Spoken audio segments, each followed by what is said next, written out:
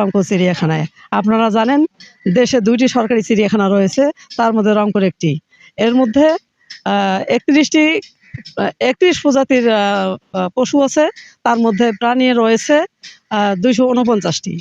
এর মধ্যে জানা গেছে রংপুর চিড়িয়াখানায় বাঘের ২টি বাচ্চা হয়েছে।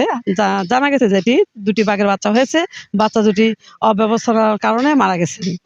আর সাধারণ জনতা বলছে যদি ব্যবস্থাপনা ভালো থাকতো তাহলে বাচ্চা দুটি হয়তো টিকে যেত। আর সাধারণ জনতা এও বলেছেন আরও যদি পশু পাখি এখানে বাড়ানো যায় তাহলে চিড়িয়াখানাটা অনেক সুন্দর হবে।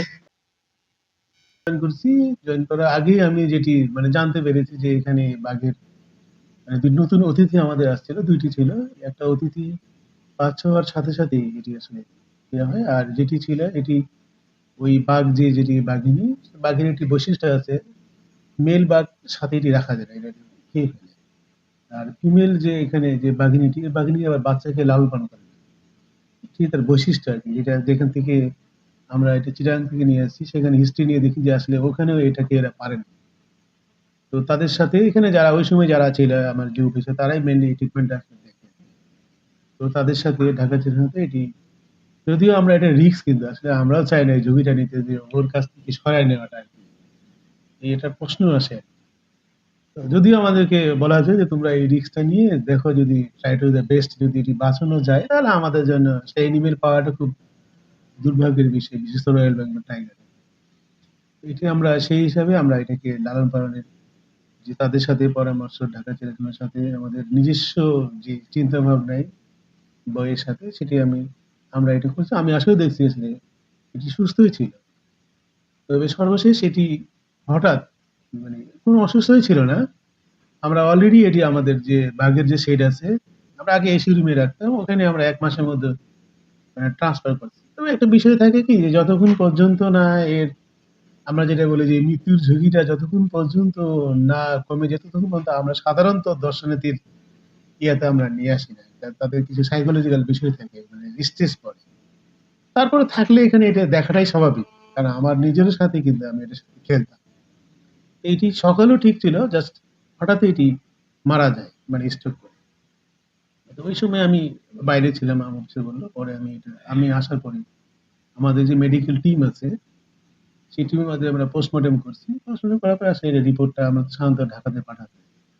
এটা যে আসলে এই মৃত্যুর কারণটা কি? এটির উদ্দেশ্য আমাদের যে পরবর্তীতে যেন আমরা আরো সতর্কতা হতে পারি। সেই রিপোর্টটা আসলে বেসিক্যালি আমরা এখনো পাইনি। পাইলে হয়তো আমরা বলতে পারব যে এটা আসলে মৃত্যুর কারণ কি।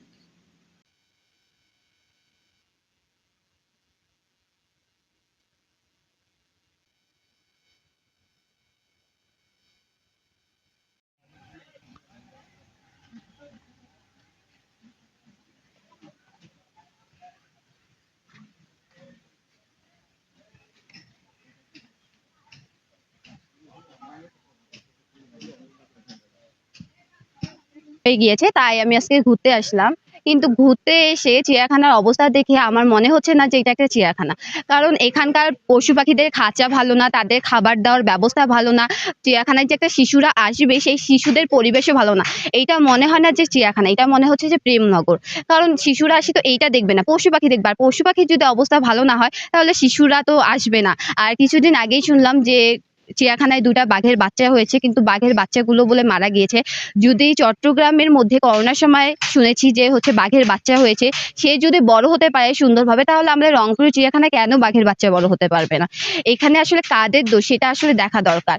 আর কর্তৃপক্ষেরও এই বিষয়ে যথেষ্ট নজরদারি থাকা দরকার। আর আপনারা দেখবেন শকুনের ওখানে যাবেন, এত গন্ধ, বাঘের অবস্থা ভালো না, তারপর সিংহের অবস্থা ভালো না। আসলে এটা ঠিক না। আর চিড়িয়াখানার অবস্থা, যেহেতু প্রবেশ মূল্য ভালো অ্যামাউন্টের একটা নেয়, ২৫ টাকা করে নেয়, সেহেতু আমার মনে হয় যে চিড়িয়াখানার অবস্থা আরো ভালো করা দরকার। তারপর এইটাকে একটা শিশুদের পরিবেশে গড়ে তোলা দরকার। শিশুরা যেন আসতে পারে, খেলতে পারে, বাঘদের সাথে সময় পশু পাখির সাথে সময় স্পেন্ড করতে পারে। এই জন্য আমি বলবো যে আরো ভালো করার কথা। এক্সাম শেষ হয়েছে, ভাবলাম যে চিড়িয়াখানাতে আসবো, বাঘের বাচ্চাগুলো দেখবো। আমরা জেনেছিলাম যে বাঘের 2টা বাচ্চা হয়েছে, কিন্তু বাঘের বাচ্চা মারা গিয়েছে, এটা জেনে খুবই হতাশা। যে বাঘের বাচ্চাগুলো আমরা দেখতাম, কিন্তু বাঘের বাচ্চা মারা গিয়েছে। এটা সম্পূর্ণ কর্তৃপক্ষ দায়ী। ভালোভাবে যদি তারা পরিচর্যা করতো, দেখাশোনা করতো, খাবার দাবার যদি ভালোভাবে দিত, তাহলে আমার মনে হয় না এরকম হতো। অন্যান্য চিড়িয়াখানাগুলোতে সঠিকভাবে পশু পাখিদের পরিচর্যা করা হয়, কিন্তু এখানে আমার জানা মতে এখানে সেরকম করা হয় না। একবারে এটি মনে করেন নিম্ন অবস্থায় আর কি রাখা হয়েছে পশু পাখিদেরকে।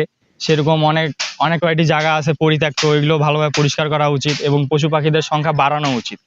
যদি পশু পাখিদের সংখ্যা বাড়ে এবং বাঘ বন্য প্রাণী এগুলোদের সংখ্যা যদি বাড়ে, তাহলে দূর থেকে দর্শনার্থীরা আসবে। রংপুর জেলার নাম সুনাম, রংপুর জেলার চিড়িয়াখানার এটা আরো উন্নত হবে, আমি বলে মনে করি এটাই। আসছি পদ্ধতিতে শুনতেছি যে না, বাচ্চা দুইটা মারা গেছে। হ্যাঁ, আমাদেরকেও একটু খুব খারাপ লাগলো।